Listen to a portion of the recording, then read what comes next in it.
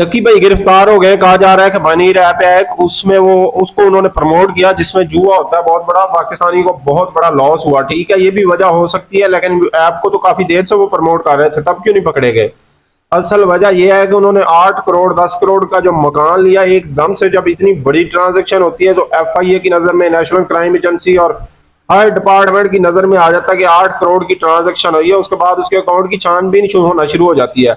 Main वजह जो किसी ने नहीं आपको बताई होगी, मैं बताने लगा हूँ। सबसे बड़ी वजह इन बड़े बड़े यूट्यूबर को जो हाथ डाला जा रहा है उनमें डकी भाई भी शामिल है। इसकी असल वजह यह है कि ये खाते तो पाकिस्तान के हैं, फॉलोअर भी पाकिस्तान के हैं, लोग भी इनको पाकिस्तान से देखते हैं, लेकिन ये अपना सारा सरमाया बाहर ट्रांसफर कर रहे हैं। जी हाँ, करोड़ों रुपए इनको महाना आते हैं। इनके पहले पाकिस्तान में होते थे, लेकिन जब से थोड़े बहुत गवर्नमेंट ने यूट्यूब और ऑनलाइन अर्निंग पे टैक्सेस लगाए हैं, इन सब यूट्यूबर ने अपना पैसा एकदम उठा के बाहर शिफ्ट करना शुरू कर दिया है। इनके मल्टीपल वीजे लगे होते हैं। इन्होंने दुबई में बैंक अकाउंट खुलवाया है, उसके अलावा UK USA उधर यूरोप कंट्रीज में ही अपना पैसा शिफ्ट कर रहे हैं।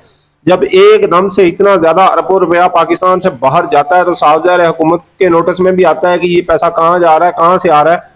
और हुकूमत तो चली इसी पैसे के सर पे रही है। हमारी तो मैशत ही जो बाहर से परदेसी लोग हमारे कमा के हमें भेजते हैं, जो बाहर से पैसा आता है, या जो IT के लोग हैं, या जो इस तरह के यूट्यूबर इन्फ्लुएंसर हैं, वो बाहर से पैसा पाकिस्तान ला रहे हैं, तो उसके सर पे मैशत का काफी दारोमदार है।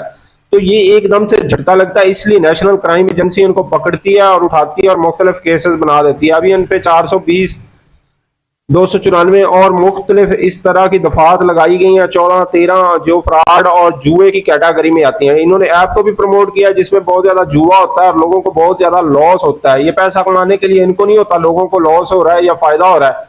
ये खुद पैसे अपने लालच में आके लोगों का पैसा डबो देते हैं। डक्की के मोबाइल से बहुत सी ऐसी ट्रांजेक्शन मिली हैं और कुछ ऐप्स में डक्की जो है मैनेजर है, बतौर मैनेजर काम कर रहा है, उनसे परसेंटेज ले रहा है, पैसा ले रहा है। जहां से मतलब एक बंदे को लाख का लॉस हो रहा है तो उसमें 20-30 हजार रुपया डक्की भाई के घर आ रहा है।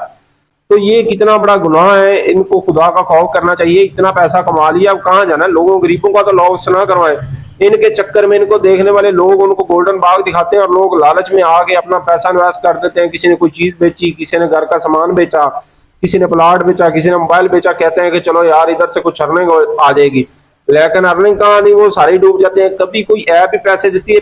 पैसे हमेशा वहां से आते हैं जहां कोई बिजनेस हो रहा हो, जहां कोई कारोबार हो। ऐप है जुए वाली ऐप है, जुए वाली ऐप तो बल्कि पल्ले से खाती है। पैसा एक को आ रहा है तो 10 का जा रहा होता है। तो उन 10 में आप भी शामिल हो सकते हैं। ऐसी ऐपों से बचें, जुए से बचें। अल्लाह ताला ने सख्त मना फरमाया जुए से।